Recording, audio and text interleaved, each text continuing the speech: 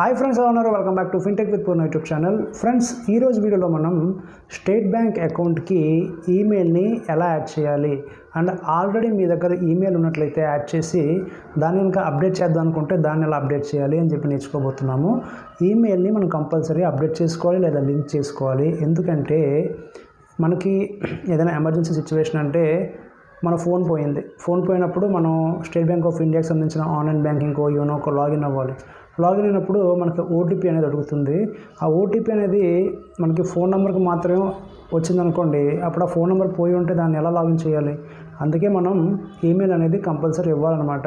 Email అనేది ఇచ్చినట్లయితే మనకి 2 ఆప్షన్స్ అయితే ఉంటాయి. ఫోన్ నెంబర్కి ఓటీపీ వస్తుంది అండ్ ఈమెయిల్ కూడా ఓటీపీ వస్తుంది. సో ఫోన్ నెంబర్ అనేది లేకపోవడం వల్ల ఈమెయిల్ తోటి ఓటీపీ తీసుకొని మనం లాగిన్ అయ్యి సక్సెస్ఫుల్గా మన యొక్క ట్రాన్సాక్షన్ అనేది చేసుకోవచ్చు అనమాట. సో కంపల్సరీ ఈమెయిల్ అనేది యాడ్ చేసుకోవాలి.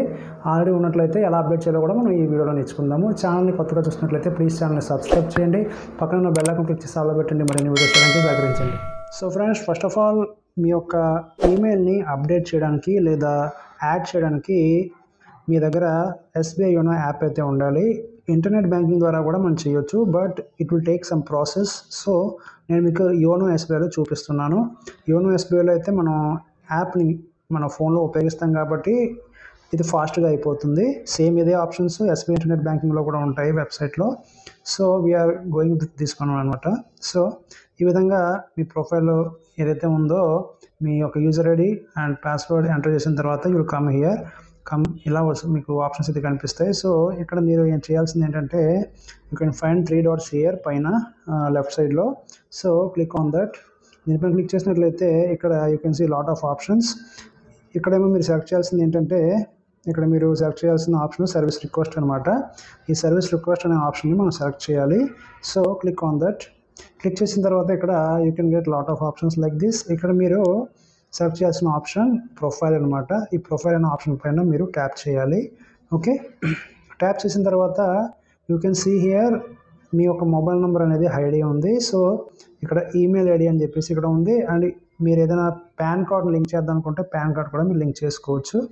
You can see this 2 options also here, extra 2 options. So email ID అని ఇక్కడ ఏదైతే కనిపిస్తుందో దీనికి ఫ్రంట్లో ఇంక ఇక్కడ పెన్సిల్ మార్క్ అనేది కనిపిస్తుంది. సో దానిపైన క్లిక్ ఇవ్వండి. క్లిక్ చేసిన తర్వాత ఇక్కడ మీ ఇంటర్నెట్ బ్యాంకింగ్ ప్రొఫైల్ పాస్వర్డ్ అయితే అడుగుతుంది.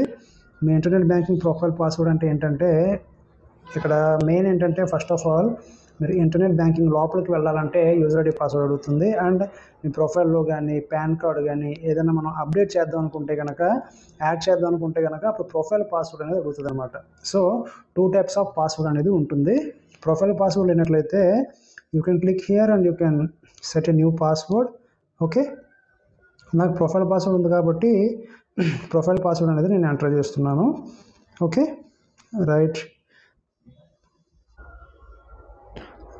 ఇక్కడ మీరు గమనించినట్లయితే ప్రొఫైల్ పాస్వర్డ్ ఎంటర్ చేయగానే మనకి యాడ్ అప్డేట్ ఈమెయిల్ ఐడి అని చెప్పేసి ఇక్కడ వచ్చిందనమాట.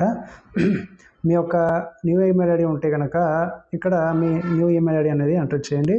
నెక్స్ట్ ఇక్కడ రీఎంటర్ చేయండి అదే ఈమెయిల్ ఐడిని.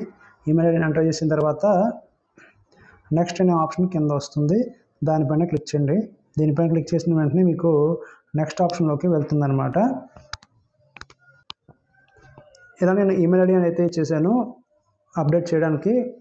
నెక్స్ట్ అనే ఆప్షన్ పైన క్లిక్ చేయండి. కింద క్లిక్ చేయగానే ఇక్కడ we have sent and OTP to your mobile number అని చెప్పేసి వస్తుంది.